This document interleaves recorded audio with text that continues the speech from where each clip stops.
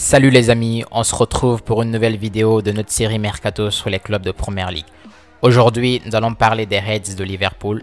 Pour ceux qui ne l'ont pas encore fait, n'hésitez pas à vous abonner pour suivre les prochaines vidéos de cette série. Nous allons réaliser ce format pour tous les clubs phares de Première Ligue. Nous l'avons déjà fait pour Arsenal et Chelsea. Let's go aujourd'hui pour Liverpool. Je vais vous proposer mon 11 pour la saison prochaine en intégrant les recrues et les joueurs phares de l'effectif actuel dans deux formations possibles. Soit le 4-3-3 avec un faux 9 pour créer le surnombre au milieu, ou le 4-3-3 classique avec un 9 un peu plus avancé. Let's go. On commence par le gardien. Comme vous pouvez le voir, évidemment, on partira sur Alisson. Il a fait ses preuves à ce poste. Il n'y a pas à tergiverser là-dessus. Pour moi, la saison prochaine, ça sera Alisson le titulaire. Donc, no-brainer à ce poste-là. À droite, on devrait retrouver notre bon vieux Alexander-Arnold. Je trouve intéressant le rôle récent que Klopp a mis en place en tant qu'inverteur fullback pour justement combler ses lacunes défensives. Mais je préfère quand il joue à son poste et quand il est dangereux dans la zone de vérité. Et vous allez voir, c'est autour de cette logique que s'articule d'ailleurs le 11 que je propose.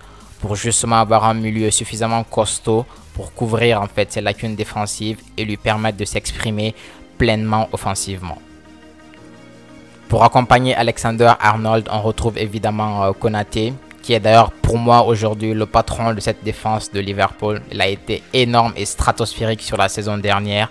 C'est donc tout naturellement qu'on le retrouve à ce poste-là et il devrait prendre davantage de poids et de valeur dans le temps dans cet effectif de Liverpool. Évidemment, en tant qu'axe gauche, on retrouve Virgil van Dijk.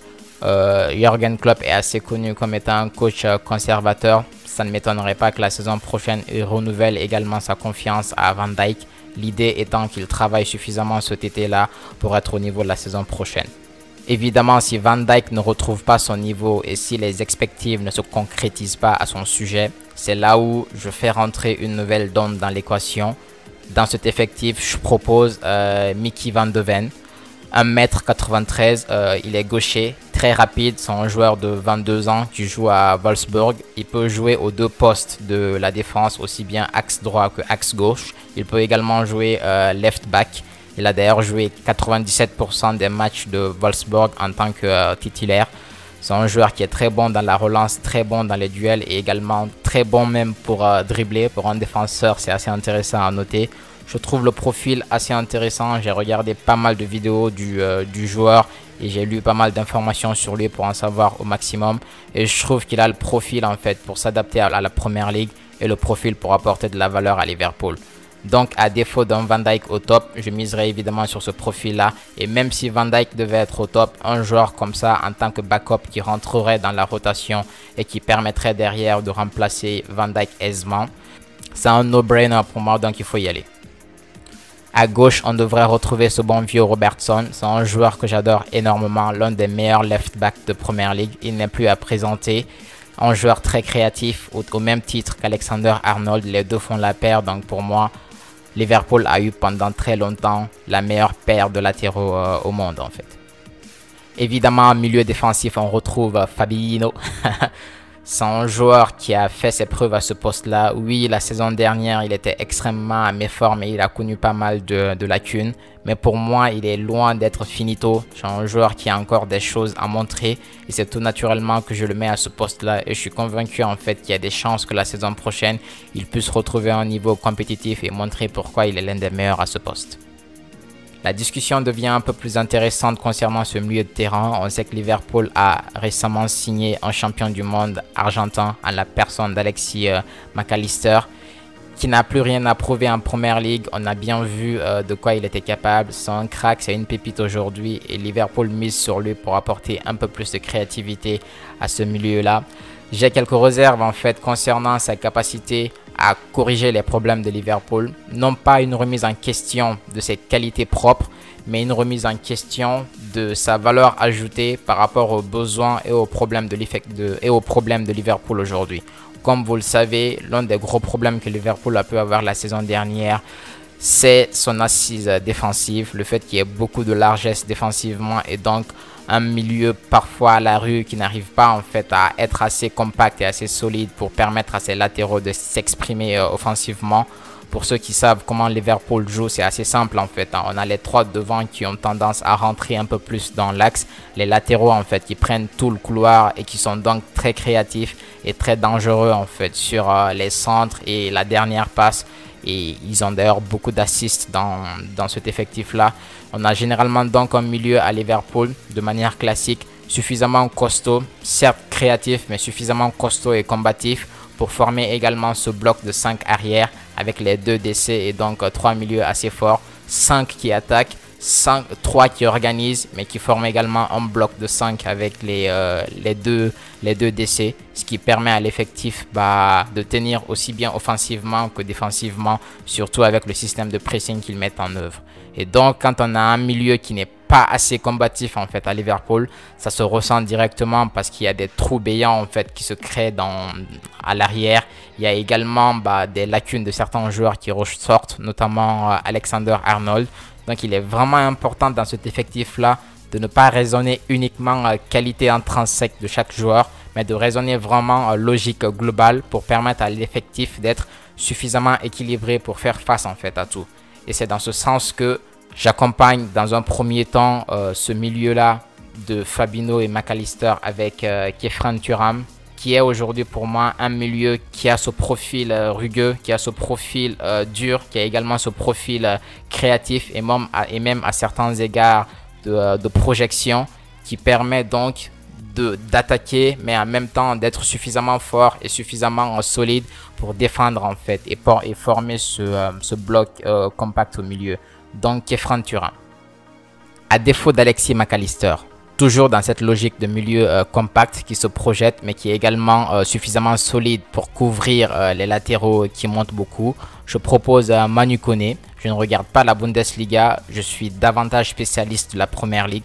Je suis donc allé monitorer ce joueur-là et regarder beaucoup d'extraits pour en savoir un peu plus sur lui. Et le profil que j'ai retrouvé me semble très cohérent et très adapté en fait à ce que Liverpool a besoin, à ce dont Liverpool a besoin au milieu. On est sur un joueur box-to-box, 1m85, il peut jouer aussi bien milieu central que défensif ou même offensif, donc on est vraiment sur ce profil box-to-box, 22 ans et un joueur extrêmement talentueux et combatif. Et pour moi, avoir ce gars-là au milieu à côté de Thuram et Fabinho, ça ramène des vibes du passé et des vibes du prime Liverpool en fait. Quand on avait Fabinho, Henderson et Gini Wijnaldum, ce trio-là était deadly, c'était un trio de fou. On n'était pas sur les joueurs les plus créatifs qui te mettaient des passes de dingue dans la dernière zone, mais tu avais des joueurs qui faisaient le boulot assez fort, assez costaud et permettaient aux latéraux de s'exprimer offensivement. Et pour moi, c'est la base en fait du jeu de Liverpool. Ça a toujours marché et ça marchera toujours. On a vu qu'à chaque fois que Liverpool a essayé de changer la donne et apporter un peu plus de qualité au milieu, mais moins de solidité, même avec Thiago Alcantara, on a pu le voir. Voilà, il y a toujours eu des espèces de petites incohérences où on se disait, ok, certes, ça apporte de la qualité, mais dans le même temps, il y a des faiblesses de certains joueurs qui ressortent. Ça marque d'un côté, ça encaisse de l'autre. Ça manquait toujours d'équilibre. Et c'est pourquoi moi, je conçois ce milieu-là comme ce dont Liverpool a évidemment besoin. La configuration peut changer d'un match à l'autre, mais avec un milieu pareil, tu sais que tu as les joueurs qu'il faut pour d'un côté asseoir une solidité défensive, mais également des joueurs qui peuvent se projeter en box-to-box quand il y a besoin de créer le surnombre.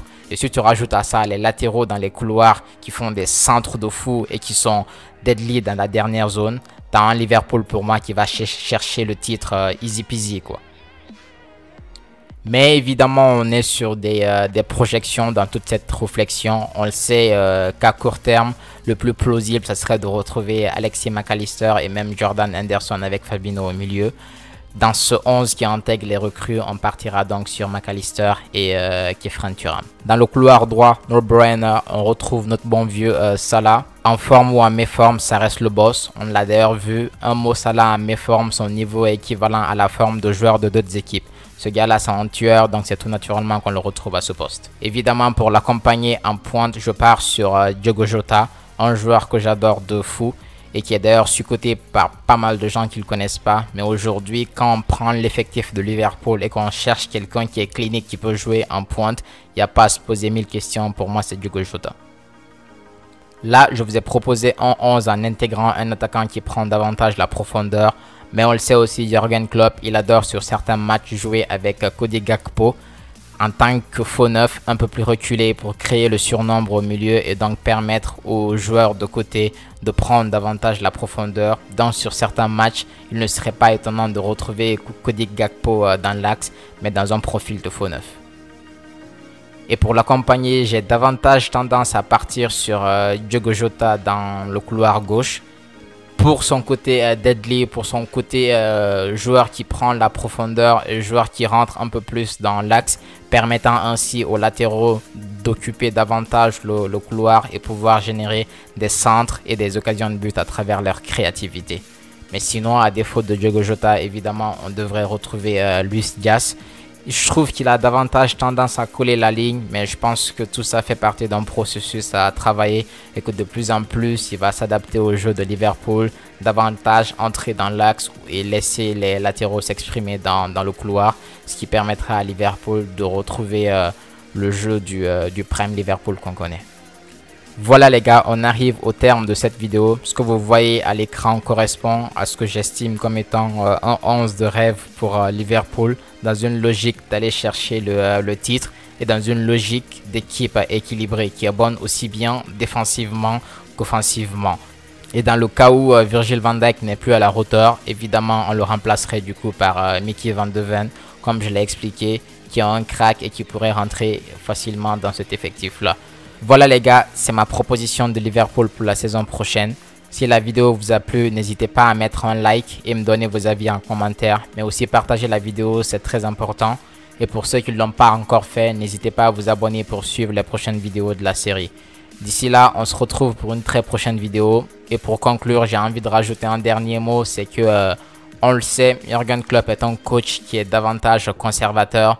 Donc je ne serais pas étonné dans sa formation de la saison prochaine, on retrouve les 4 de derrière, mais avec Van Dijk, Konaté, Trent Alexander-Arnold et Robertson.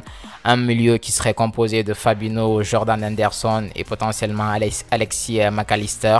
Et devant, on retrouverait très probablement Mo Salah et Luis Diaz sur les côtés. Et dans l'axe, ça changerait entre Diogo Jota et Cody Gakpo.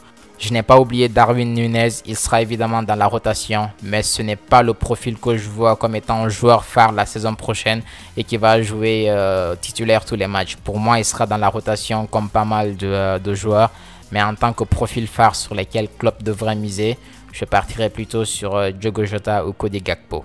Merci à tous les gars, merci d'avoir suivi cette vidéo jusqu'au bout. Portez-vous bien et on se retrouve pour la prochaine vidéo. Ciao!